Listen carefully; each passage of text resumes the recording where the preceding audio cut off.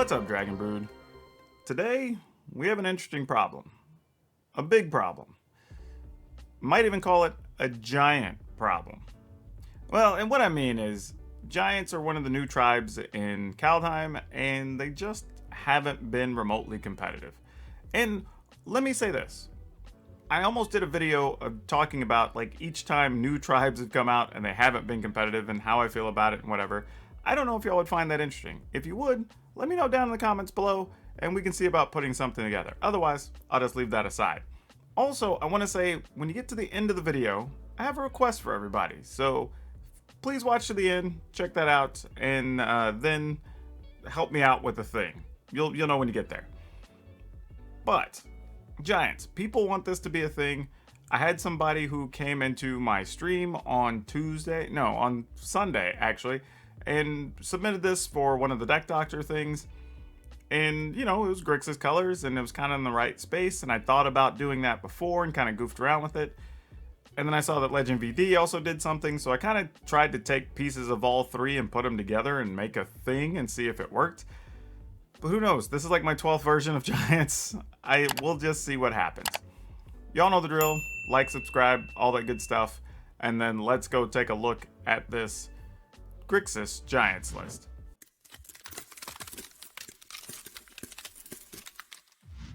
Okay, one of the most important things when you're playing Giants is you need to buy time. That's kind of what the whole structure of the deck's about. And then hopefully your creatures have enough impact when you get there.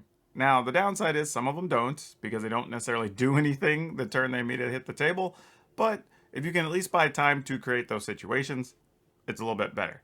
So to that end, we're starting out with Blood Chiefsters. Just a real simple way, let you take down some of those early creatures. You gotta have something.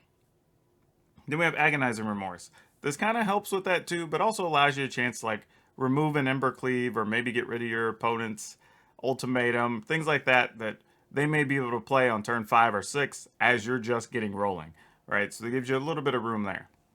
Now, Invasion of the Giants, this is a card I kind of teeter on because I'm not a big fan of it. The impact it has on the game can sometimes be very small and a little disappointing, but you don't have much else to play in that spot that really supports what the Giants are doing. So we're going to roll with it. Kroxa. Turns out Kroxa's a giant. An Elder Giant, but a giant nonetheless, which means Kroxa fits in this list very well. With that being said, you do want to also find ways to get Kroxa in the graveyard sometimes, so we have Timurit Calls the Dead, which, by the way, also works with our Quakebringer. So if we can flip them into the yard, we get the activated abilities from, or the triggered abilities from the Quakebringer, but then we also get to play Kroxa out of the yard, and this could help out of that. And, again, trying to buy time, this gives you a 2/2 zombie, sometimes 2 of them if you're lucky, just to block, buy some of that extra time to get you to turns 4, 5, 6, and really give you a chance to fight back. Bone Crusher Giant, absolutely, it's a giant, we're playing it. Crystalline Giant. Now, I want to say, the Crystalline Giant was not in my list during the making of the video. However, I added this after the fact to saying we still needed another thing that we could consistently play early. This is something that could potentially gain you life, could be a big flying blocker, like it's kind of random what it's going to be, but it also is easy to cast because there's no color requirement. You do end up in situations where you need double red, double black, you know, sometimes a splash of blue to cast more than one spell. So like, this eliminates some of that tension, which could help you out. So we'll see. Maybe there needs to be more of them in here. For Calamity Bear, this is non-negotiable. I think if you're playing Giants and you're in red, you kind of have to play 4 of these. 2 Tectonic Giants. These were 50-50, right? They're good when you have a Calamity Bear or your hand's empty toward the end, but the rest of the time, they're kind of just okay. You know, if you really want to swap them with Crystalline Giants, if you already own them, go for it. Not a big deal. But, I don't know. I like the card. It makes sense. It's just not a superstar, really, in that spot. Quakebringers, we talked about them earlier. You know, it's something you can foretell. You can deal damage every turn, so nothing wrong with that. Then Battle of Frost and Fire. I really would love to play 4 of these. The problem, though, I think, is just that you already have so many things that are in that 4 and 5 mana range that you don't get many opportunities to play this comfortably alongside something else. So 3 is just what it is for now. Lands, nothing too special here. We got an island, swamp, 3 mountains, full set of pathways, 3 Temple of Deceit, 3 Temple of Malice, and that's kind of it. Otherwise, I think this is going to play kind of like most of you have played Giants. Check it out. Let me know what you think. But we're going to go ahead, look at some gameplay, and then we'll do a wrap-up at the end. And again, I'll have a request for y'all as well. Alright, so we can set this on black and this on blue. So yeah, let's do that. And we'll just go ahead and kill this while we have a chance. Let's get that out of the way. And then... yeah, I guess just play Bone Crusher Giant. No reason to get crazy fancy here. Stalwart Valkyrie. Alright. Well, that's still a magic card.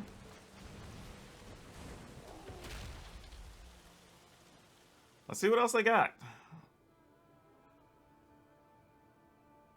Yeah, Giants are just so dirtily, man. Like, I feel like we're still waiting on... I'm putting money on the D&D set this summer to have a couple of Giants. I really am. I think I've told people before, but I think because in D&D, there's so many types of Giants. You know, we got like Storm Giants, Frost Giants, Hill Giants, Stone Giants, right? Some version of those have to be playable. Like, you need one more... Even if it's a junky 2 mana, like 2/3 vanilla Giant might even be better to fit into these lists. Or like a 3 mana 3/3 that does something when it comes into play, right? Just it's missing just like one more quality creature on the lower end, and I think you could really have something. Well, don't love that. Yeah, we'll keep a Bone Crusher in this fight. Then we'll just play another one of these. And then we know we've got Battle of Frost and Fire queued up, so we can just play that next turn and then attack for a bunch of damage. I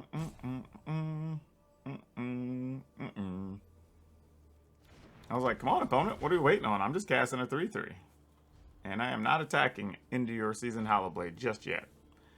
I might soon because, you know, then I'll eventually just get cards off Aegir and it's fine. But if I have Bone Crusher Giant, I can also make them tap the Hollowblade when they don't want to, and then get in all our damage. Now, they might just as soon play Maul the Skyclaves here and hit us for a ton of damage, and that'd be a lot of not fun, because we'd take 5, 6, 7, 8, and we'd go to 9. We'd be 1 turn from dead. Obviously, we'll play this next turn. That'll get rid of that. We would take 5 more. And then we have some Bone Crusher shenanigans that we can buy time with. Arguable, though, that maybe last turn I should have just went ahead and Agonizing Remorse, knowing what my long-term plan was. But I didn't. So let's just see what's up. Alright, opponent's just attacking with all of it, as expected. But we're taking less damage, so yeah, I'm fine with that. Come on, opponent, play more creatures out. I want to get a lot of things with this Battle of Frost and Fire. I want to get as many things as we can get. Well, that's super unfortunate. We don't get to take as big advantage of that as I was hoping. But that's okay. I think we'll survive.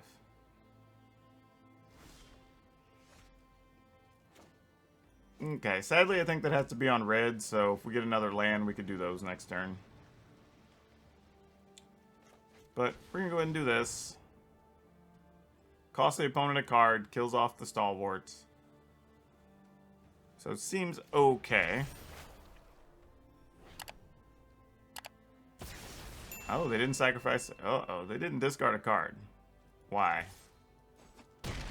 Now I'm worried. Like, if the opponent has 4 cards and they want to discard any of them, like, what's even going on? Oh, okay. Well, interesting name. We'll keep this. We'll see what we can do with it. Oh, no. Well, we are going to need that mana. However, they're probably just going to play a Robber of the Rich and take that land off the top of our library. But if they don't, we can kill... Actually, we might just Kroxa next turn. And then Calamity Bearer... No, we'll just like... foretell a Quakebringer and play a Bloodchief's Thirst, maybe? Alright, opponent's getting in there for a lot of damage here, though. And that is a little concerning.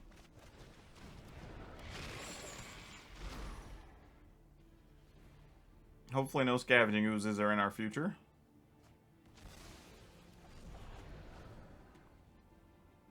Oh, they got rid of a Snakeskin Veil. We like that. I mean, Snakeskin Veil is a good card. I think a lot of people are underplaying that right now. Alright, how bad is it? Opponent's gonna, like, go get 2 lands? Yep. Saw that coming. Okay, the good news is it means we're not gonna have to deal with a lot more threats here. It is a lot of damage, mind you. We are gonna go to 10, so it's not happy. But buys us plenty of time. So we're mostly okay with the situation here. Let's go ahead and put this on... We'll go ahead and foretell that. Kill the Akum Hellhound. And that leaves us sitting pretty here. We're not too bad. We can start throwing some stuff in the way with these big Quakebringers. Because we can play this one next turn, and then this one if we really need to.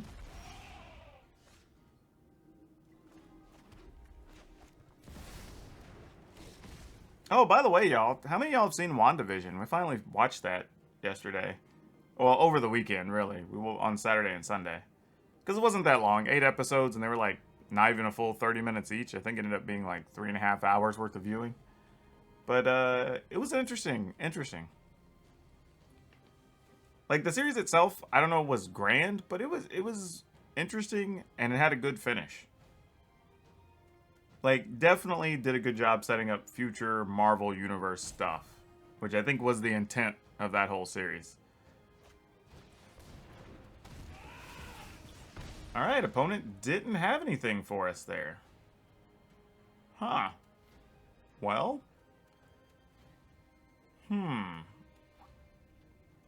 Are they setting up to try to, like, Embercleave us or something here?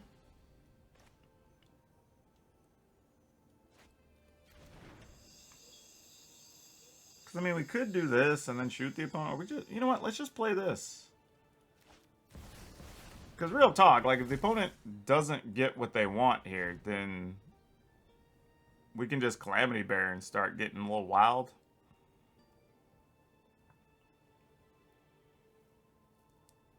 And if they don't have a land, the next turn we just start attacking, right? I mean, it's crazy, but like, they'll take 4, they'll be at 14. We play Calamity Bear, that's 20 damage on board. They'd have to do something. Though now here, if they go fetch 2 lands, well, then we have a decision to make. Okay, they do. So they're going to get to put 2 lands into play. So we'll block 1 and let 1 through, I think, is what the plan's going to be here.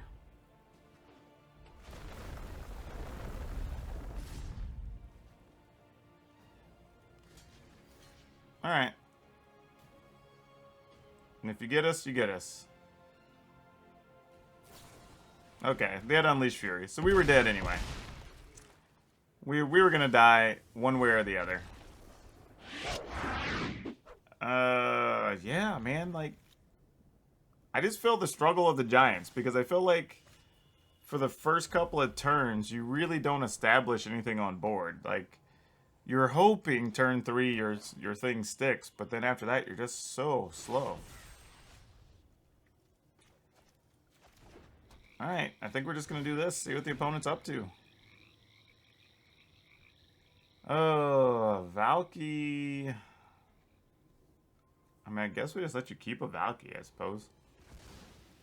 My research has concluded. Excuse me. Alright, Valky. Probably just take a Bonecrusher Giant.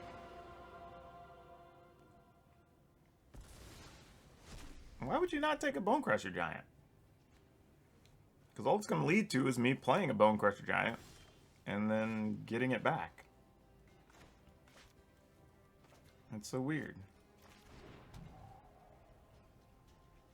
Okay, I guess we just pass. Actually, no.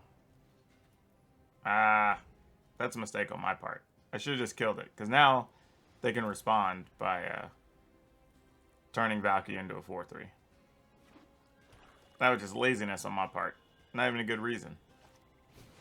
Okay, well now we get a chance to do it anyway.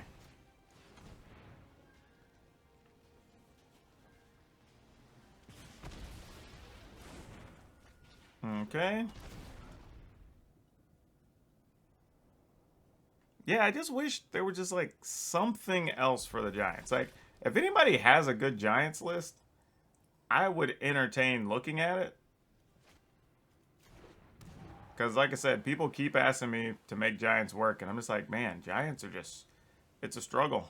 It's a constant struggle. What do we do here? I mean, we know they have the Hagra Mauling in hand. So that's no good for us. Guess we're just going to do this.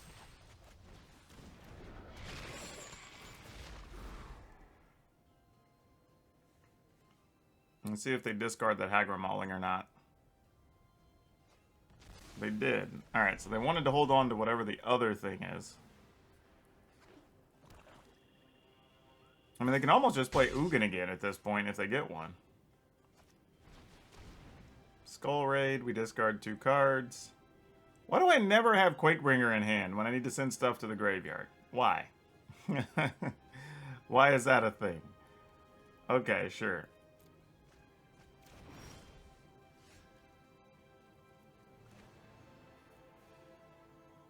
I mean, do we? Alright, fine. They already know we have that, so we'll see what's up.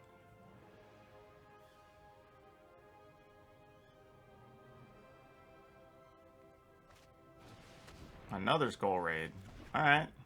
Well, I guess it's a good thing I talked to that Quakebringer when I did, huh? Could have just had that in the graveyard.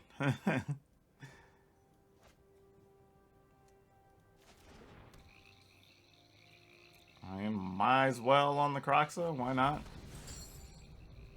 3, 4, 5. Did I miss one? I did. There we go.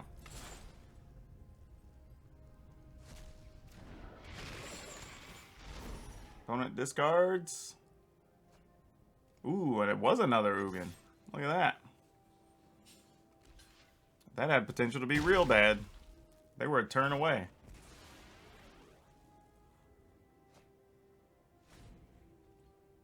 I mean, Extinction Event. Oh, look, because these are odd and even, so they don't really get us there. Okay. Did we finally turn this around? Skyclave Relic. That's a bunch of mana. But that doesn't particularly do anything here.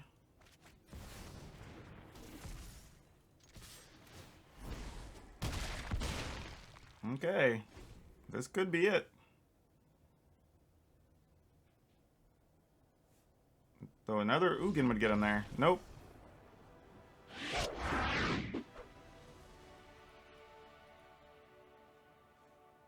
I wonder what they were splashing red for. Because there was a lot of discard there, and then some red lands for some unknown reason. Not really sure. Because there was like Skull Raids, Kill Spells, Ugin. Yeah. I don't know. It's very weird. Like, people are playing all kinds of stuff right now, so I never have any idea what decks are doing, which, in a weird way, is frustrating. But in other ways is very interesting. Well, Rob, the funny thing is, this is actually how I keep my hair. The thing we were talking about on my stream last night on Twitch is that most people who have come to my content haven't seen me before June last year. So they've only seen me when I was doing my COVID experiment. So they never actually saw me with shorter hair, which I find to be very interesting. Mulligan this for sure. This is a bit better. Scrap one of those. But yeah, like I said, I just find it really, really funny because I hadn't even thought about it. That people are like, oh, the new haircut. And I'm like, oh, this is normally how I keep it. But I get it, because most people haven't seen it. This whole time during the pandemic's been very weird for me, because there's a bunch of people who now know me in a different way than I would normally necessarily... I don't know if I want to say, like, would present myself, but people previously knew me from just, like, being in physical spaces, because I would run events, help organize stuff, participate in things, which we haven't been able to do that. So all the new people in gaming that I've met have been because of my content, which is really a different experience. All right, we're going to need double red at some point, so we're going to go with this, and we're just going to play Timuret Calls the Dead. See if we can get some things. Nope, we got nothing. We got nada. We got Croxes and Quakebringers and can't find a way to get any of them into the graveyard. We're so bad. Alright. And now we get... Still not... Always getting Calamity Bears, never getting Quakebringers. Ugh. Alright, we'll go ahead and kill this Woe Strider so shenanigans don't ensue.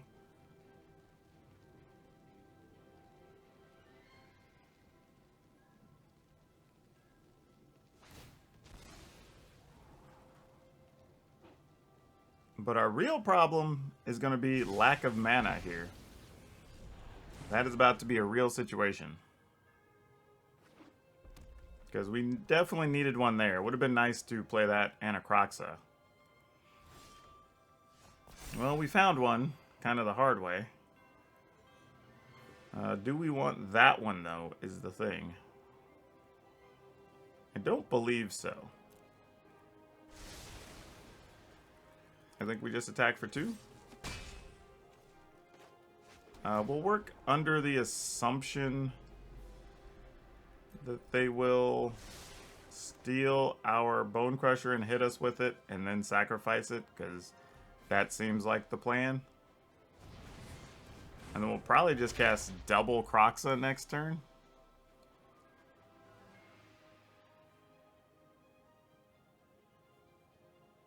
Remember my big echoey store during your interview. Oh, yeah.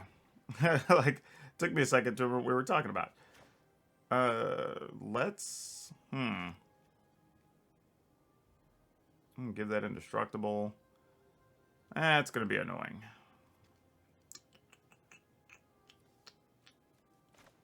I guess we Croxa?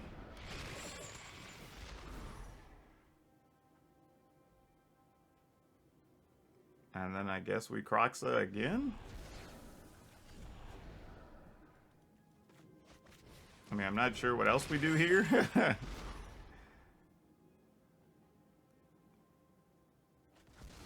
Oh, that's awesome. Y'all open back up today. Sweet. What do we do? They have to sacrifice another creature to give it indestructible. Alright, I mean...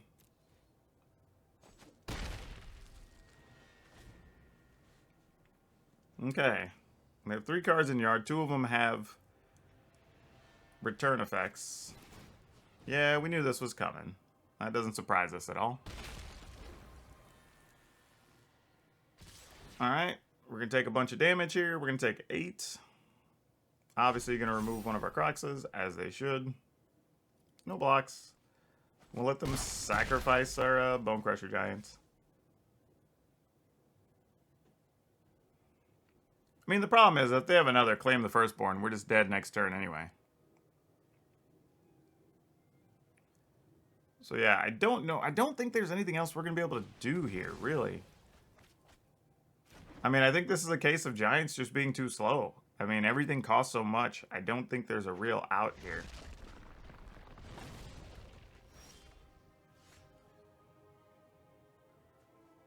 I mean, this is our one chance to get rid of that, I suppose. Oh, we don't have the mana, actually. We can't even if we wanted to. Yeah, so that doesn't even work. The opportunity we have to get rid of it, and we still can't. What do we do? If we play Tectonic Giant, we technically don't die. Well, even then, no, it'd be 4, 5, 6, 7, 8, 9, 10. We'd be at 3. I mean, we're effectively dead. But then if we make them discard, they could get back a Woe Strider. Actually, they can get back Woe Strider anyway, though. Well, alright. If they have it, I'll just assume we're dead.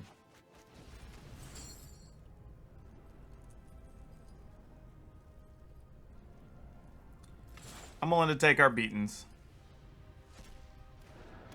Yeah, we were just talking about that earlier, Rob. Like, I actually built... I don't know, this is like probably the 12th version of this. And Giants just are not good in any build.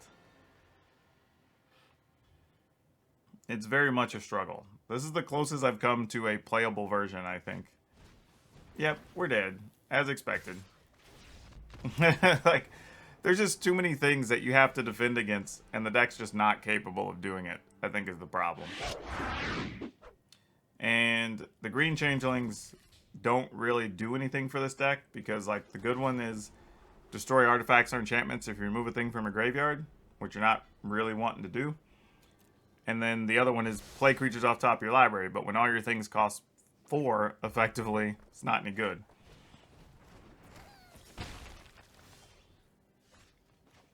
So yeah, so as much as I would like for that to be a thing, it's not really a thing. Sadly, I have to pass because I think we're going to have to shoot the Ginger Brute when they try to put all that glitters on it or something. No? We're not doing anything to this? What's up with that?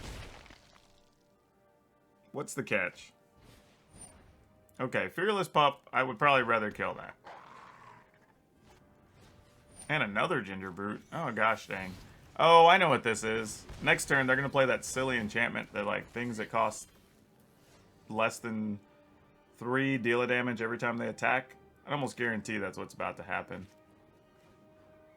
Alright, if that's the case, I gotta start putting stuff in the way. I can't let them keep getting the free damage on us. But yeah, Giants and Changelings didn't even come close to being reasonable for us. I definitely wanted it to be something, but it was definitely not anything.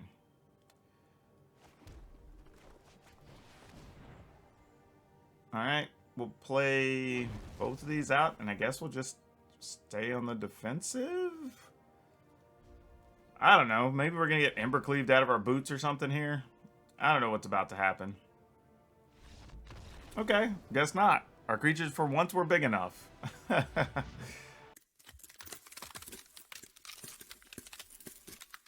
Yeah, so, okay, all that being said and done, how do we ultimately feel about Giants?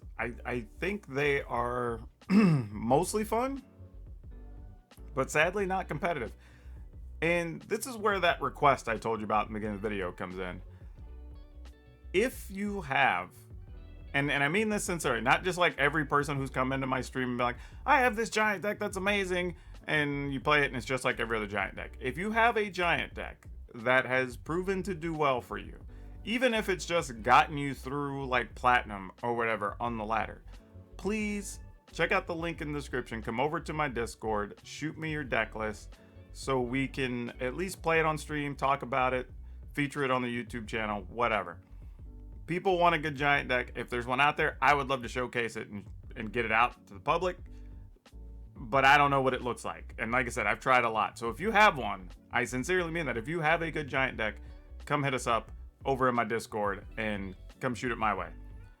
All that being said, I think the deck's fun, it's interesting, but I think we really are waiting until probably the D&D set, which is likely to have some number of Giants just because of D&D lore, that hopefully have some ETB triggers that do something cool that really help this deck out, or even some junky like 2 red mana, 2/3 vanilla Giants or whatever that just holds the ground early would be acceptable. But something in that space I think needs to come around, or else I'm not going to be really high on Giants for a bit. Now, as for today's card spotlight, I might be about to blow y'all's mind and show you a card you didn't even know existed, an Impervious Great Worm. Mostly because this is one of the most worthless pre-release or buy a box cards probably in the history of Magic. It's a gigantic card with Convoke and Indestructible. Not Trample, not Death Touch, just it doesn't do anything other than just be hard to kill. That's it. To my knowledge, this card has never seen any play. I probably should put it in my commander deck just because it's like the biggest, dumbest thing I could probably play within reason, but like, yeah, I don't know. The card's just not good. I don't even know what these go. I didn't even bother to look these up to see what they go for, to even see if anyone's should even be worried about picking them up. I would assume not, because nobody's playing with them. But anyway, this was more just to share some knowledge with you, show you a thing you probably didn't know was out there. As always, you can get this deck list in the description down below, as well as links to my Discord, Twitter, Twitch, my Facebook gaming, where I'm on 5 days a week during the mornings. You can come check that out if you want to come hang out. And remember, if you're shopping at Amazon for anything or TCGPlayer for Magic stuff, if you click either of the links in the description below, I'll get a small kickback and you'll be helping out the channel. And finally, please don't forget, if you haven't, please hit the like button, hit the subscribe button, hit the notification bell, because those things really do help me out and I'm super appreciative. But that's all I have for you for now.